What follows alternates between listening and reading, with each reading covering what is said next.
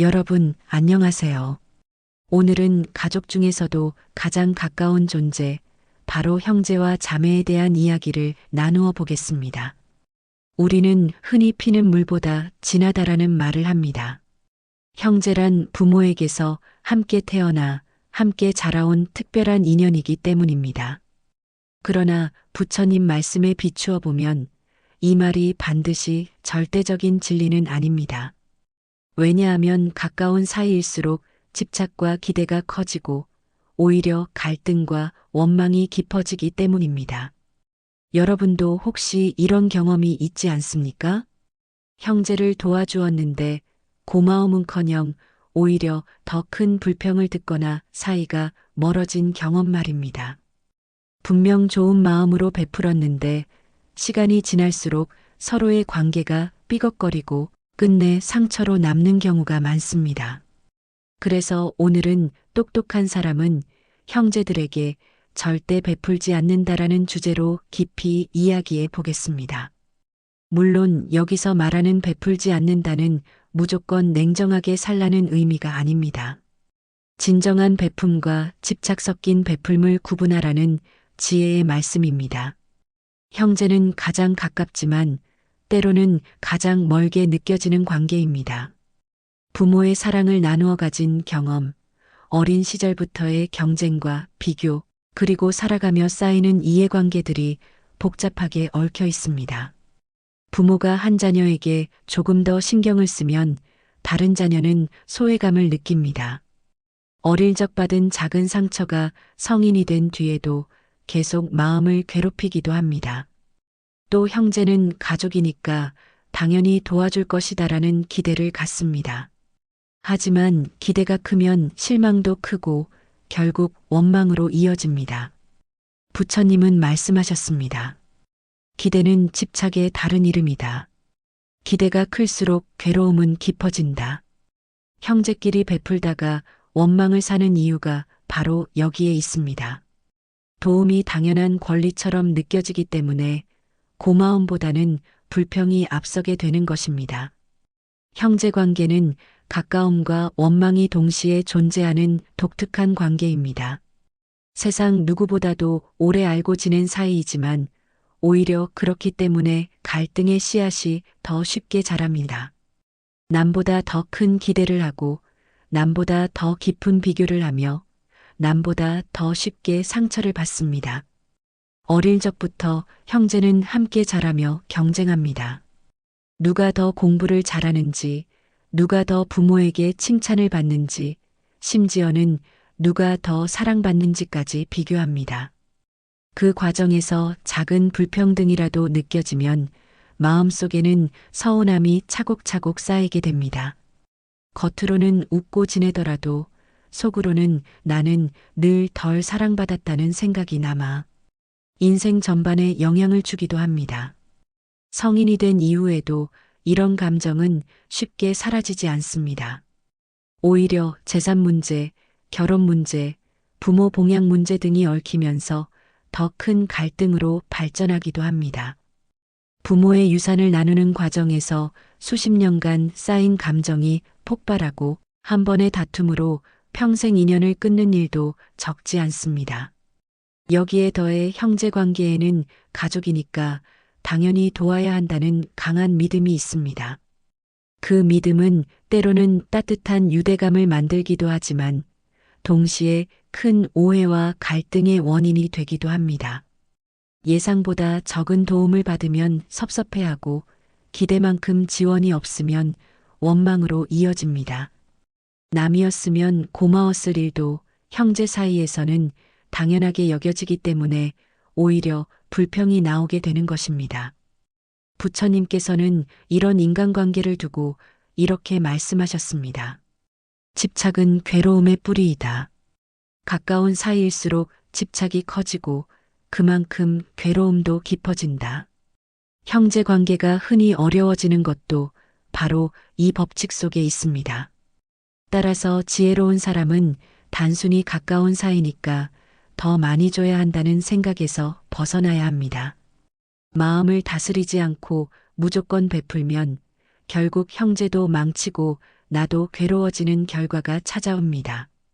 그렇다면 어떻게 해야 할까요? 바로 무조건적인 베품이 아니라 지혜로운 원칙을 가지고 나누는 태도가 필요합니다. 이제 우리는 왜 똑똑한 사람은 형제에게조차 무조건 베풀지 않는지, 그리고 어떻게 해야 서로 상처 없이 관계를 지킬 수 있는지를 살펴보겠습니다.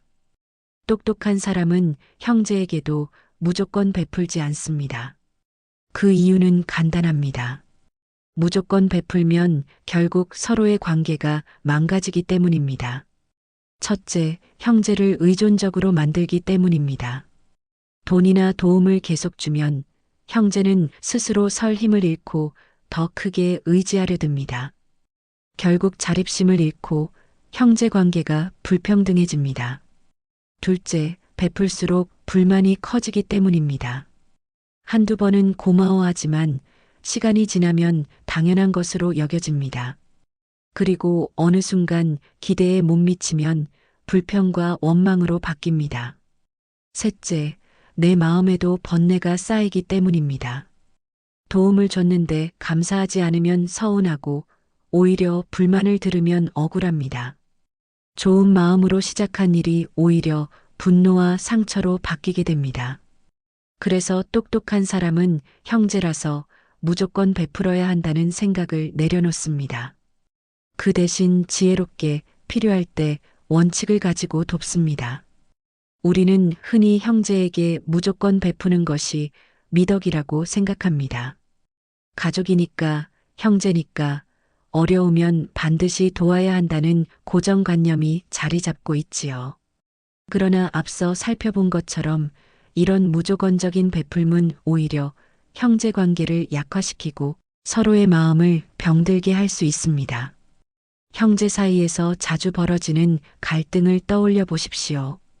누구는 꾸준히 베풀고 누구는 늘 받기만 하는 구조가 만들어지면 처음에는 고마움이 오가지만 시간이 흐르면서 불균형이 생깁니다. 받는 쪽은 당연하게 여기고 주는 쪽은 점점 지치게 됩니다. 결국 고마움 대신 원망이 생기고 친밀해야 할 관계가 오히려 불편한 짐이 되어버립니다.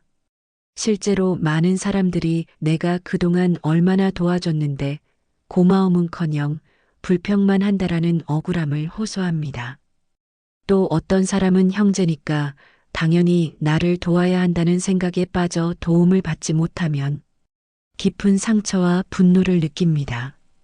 이처럼 베풀문 분명 선한 의도에서 시작했지만 올바른 지혜가 동반되지 않으면 관계를 더 힘들게 만드는 독이 되기도 합니다. 그렇다면 우리는 어떤 기준을 가지고 형제를 대해야 할까요? 단순히 안 베풀면 된다는 식의 단절적인 태도도 옳지 않습니다. 형제는 무시하거나 외면할 대상이 아니라 나와 특별한 인연으로 맺어진 소중한 존재이기 때문입니다. 따라서 핵심은 무조건 베풀지 않되 지혜롭게 돕는 것입니다. 바로 여기에서 부처님의 가르침이 필요합니다. 부처님께서는 인간관계의 근본을 통찰하시고 우리가 어떻게 집착에서 벗어나면서도 서로에게 유익한 관계를 맺을 수 있는지를 구체적으로 알려주셨습니다. 그 가르침 속에는 형제 관계의 문제를 풀 수 있는 깊은 지혜가 담겨 있습니다. 형제란 부모라는 조건 속에서 맺어진 특별한 인연일 뿐 서로의 삶을 대신 살아줄 수는 없는 독립된 존재들입니다. 그렇기에 지혜로운 사람은 형제를 진정으로 돕고 싶을 때 단순히 돈이나 물질을 주는 대신 그가 자기 힘으로 설 수 있도록 길을 열어줍니다. 이것이야말로 부처님께서 말씀하신 참된 자비이며 관계를 건강하게 지켜내는 지혜로운 방식입니다. 부처님은 연기법을 통해 모든 관계는 인연 따라 생겨나고 인연 따라 흩어진다고 말씀하셨습니다. 형제 관계 역시 부모라는 조건 아래에서 맺어진 특별한 인연일 뿐입니다. 즉, 형제라 해서 평생 서로에게 의무적으로 묶여있는 존재는 아니라는 뜻입니다. 형제는 도움을 주고받을 수 있지만 결국 각자의 삶을 살아야 하는 독립된 존재입니다. 부처님은 남에게 줄 수 있는 가장 큰 선물은 물질이 아니라 법이라고 하셨습니다. 즉, 단순한 돈이나 물질적 도움보다 스스로 일어설 수 있는 힘을 길러주는 것이 진정한 자비라는 뜻입니다. 형제를 돕고 싶다면 무조건 주는 것이 아니라 그가 자기 힘으로 살아갈 수 있도록 길을 열어주어야 합니다. 이것이 지혜로운 부모, 지혜로운 형제가 하는 진정한 도움입니다. 부처님의 가르침을 통해 우리는 형제 관계를 바라보는 새로운 시각을 얻게 됩니다. 혈연이라는 끈이 아무리 강하다 해도 결국 사람은 각자 자신의 삶을 살아가야 하는 독립된 존재라는 사실입니다. 이 깨달음은 형제 간의 애정을 부정하라는 뜻이 아닙니다.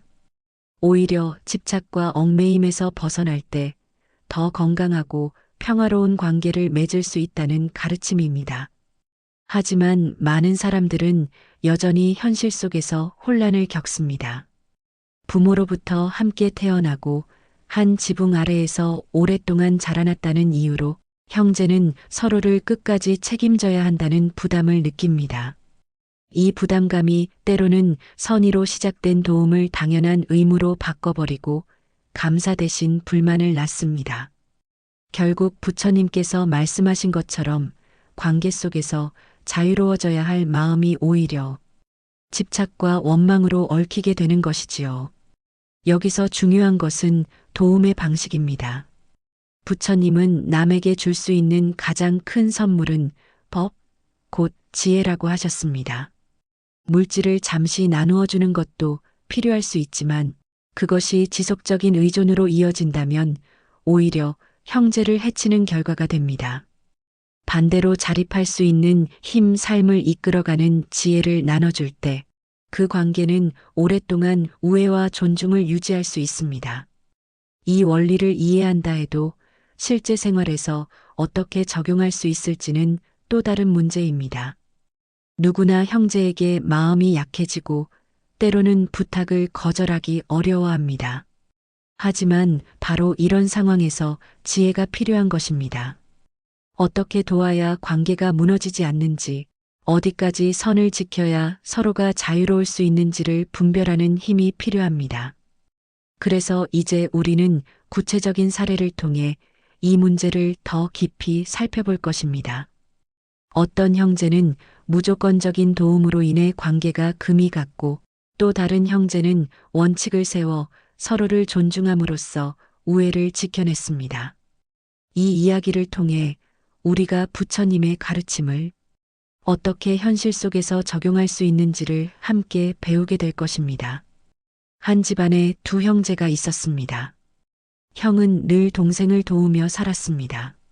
사업 자금을 빌려주고 집장만도 도와주고 아이들 학비까지 보태주었습니다.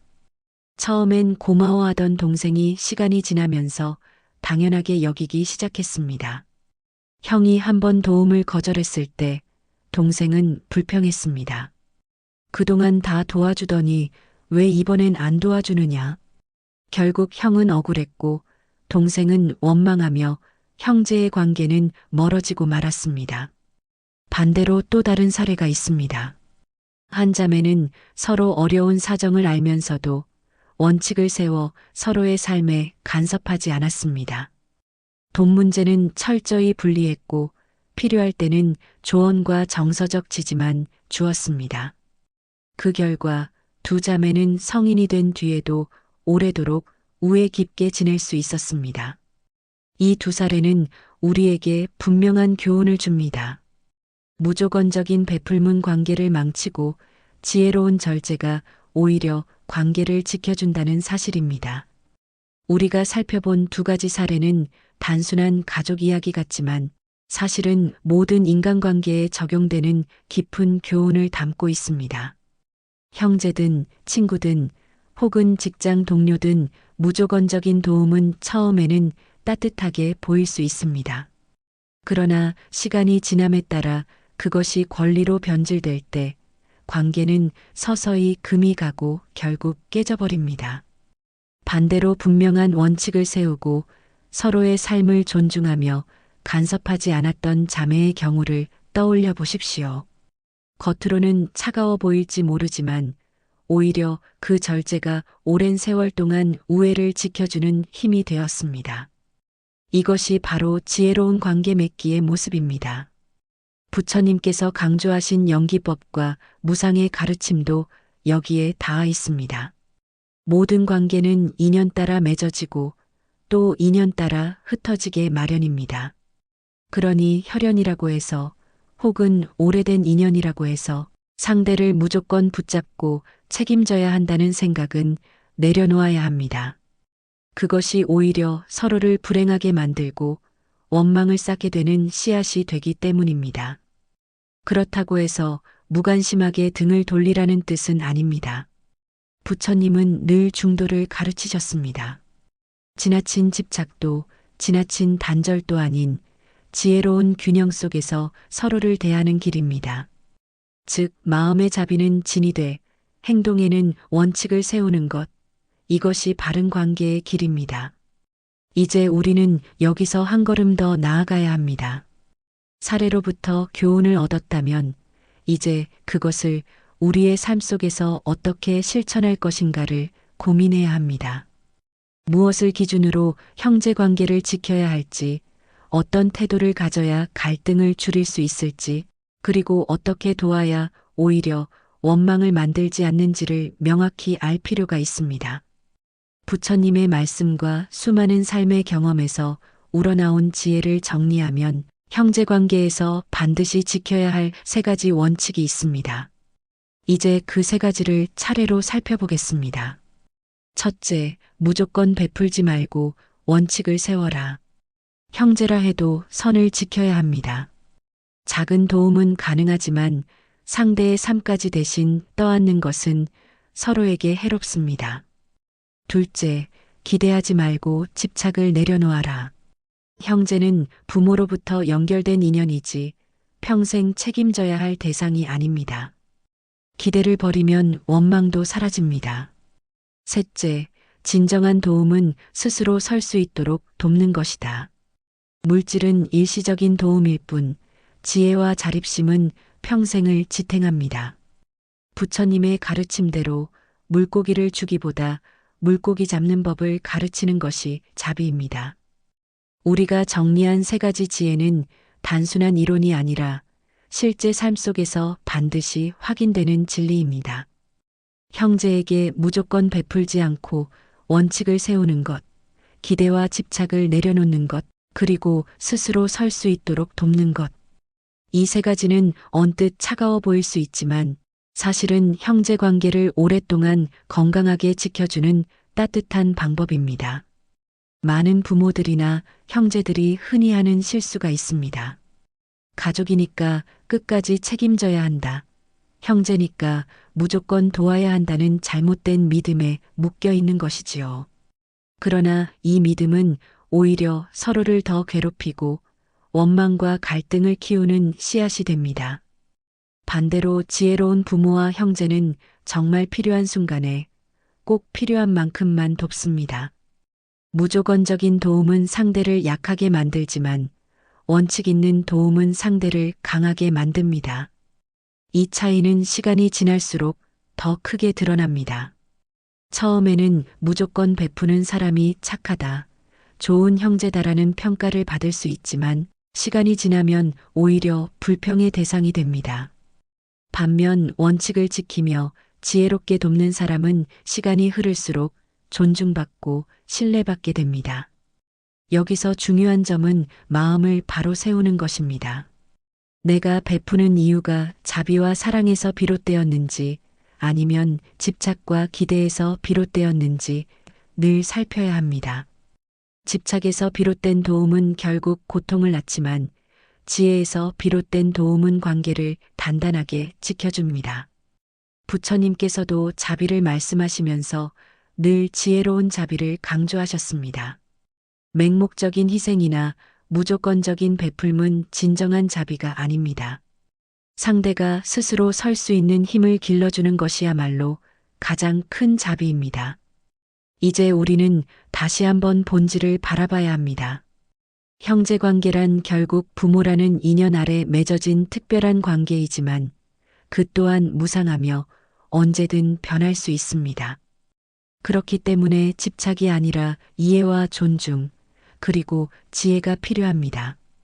이제 여기까지의 이야기를 정리하면서 형제 관계에서 우리가 어떤 태도를 가져야 할지 다시 한번 명확히 정리해 보겠습니다. 똑똑한 사람은 형제에게 무조건 베풀지 않습니다. 지혜로운 사람은 형제와의 관계를 존중하되 집착하지 않습니다. 형제에게 줄 수 있는 최고의 선물은 돈이 아니라 스스로 살아갈 수 있는 힘입니다. 부처님은 말씀하셨습니다.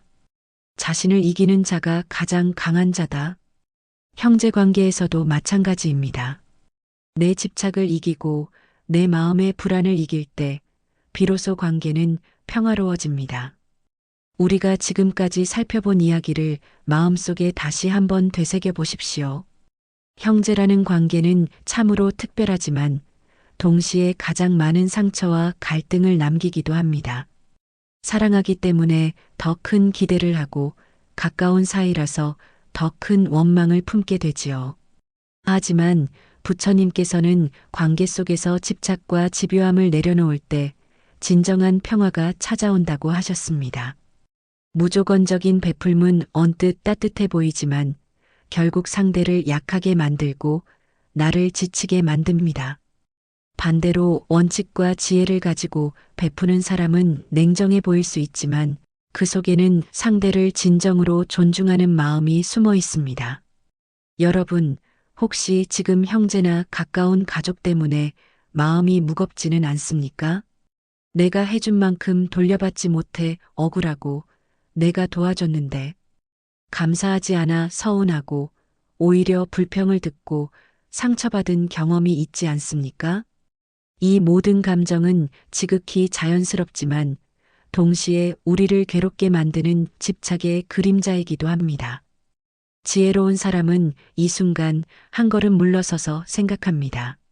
나는 지금 이 관계를 진정으로 지켜주고 있는가? 아니면 내 집착 때문에 더 망치고 있는가? 이 질문 하나가 마음의 방향을 완전히 바꿔줍니다. 부처님의 가르침을 삶에 적용한다는 것은 단순히 책 속의 문장을 아는 것이 아니라 지금 내 삶의 자리에서 그 가르침을 실천하는 것입니다. 화가 올라올 때 호흡을 가다듬고 원망이 생길 때 한 걸음 물러서고 집착이 생길 때 내려놓는 것. 이 작은 실천이 쌓여서 결국 큰 변화를 만들어냅니다. 형제 관계에서도 마찬가지입니다. 무조건적인 희생과 베품이 아니라 서로의 삶을 존중하는 태도가 필요합니다. 그리고 그 존중의 태도 속에서 우리는 오히려 더 오래, 더 깊은 사랑을 나눌 수 있습니다. 이제 여러분의 마음속에 질문을 하나 남기고 싶습니다. 나는 지금 형제를 돕고 있는가?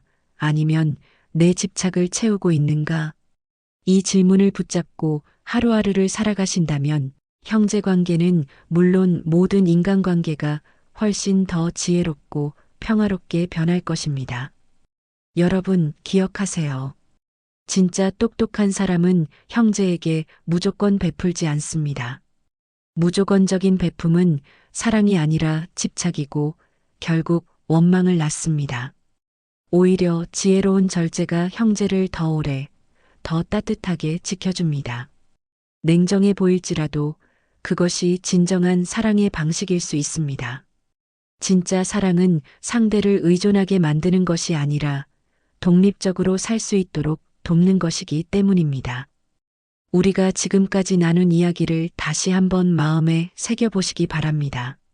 형제라는 이름으로 행해지는 무조건적인 베품이 왜 때로는 사랑이 아니라 집착이 되는지 이제는 조금 더 선명하게 다가오실 것입니다.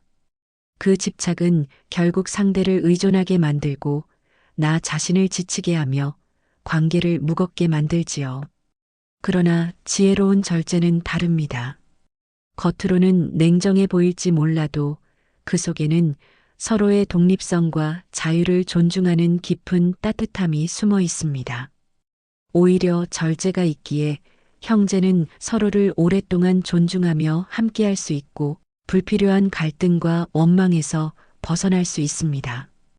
여러분도 아마 지금 떠오르는 얼굴이 있을 것입니다. 내가 그동안 무조건적으로 도왔던 형제, 혹은 도움을 기대하고 서운해했던 순간들 말입니다.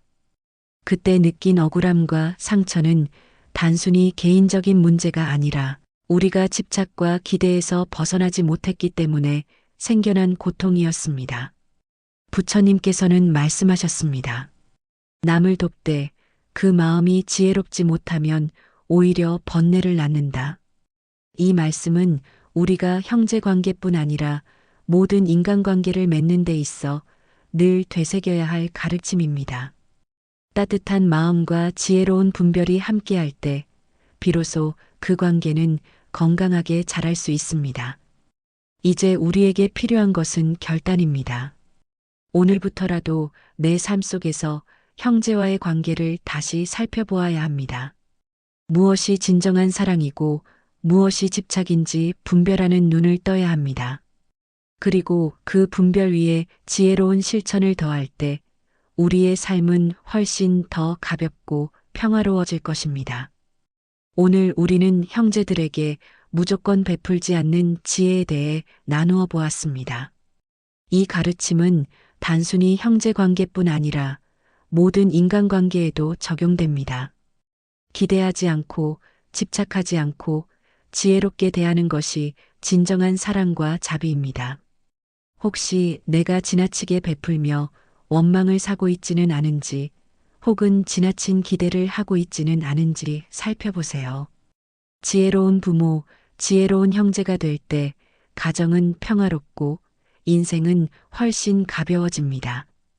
이 말씀이 마음에 와 닿으셨다면 구독과 좋아요로 함께 해주세요. 오늘도 여러분의 삶에 부처님의 자비와 지혜가 함께하기를 기원합니다.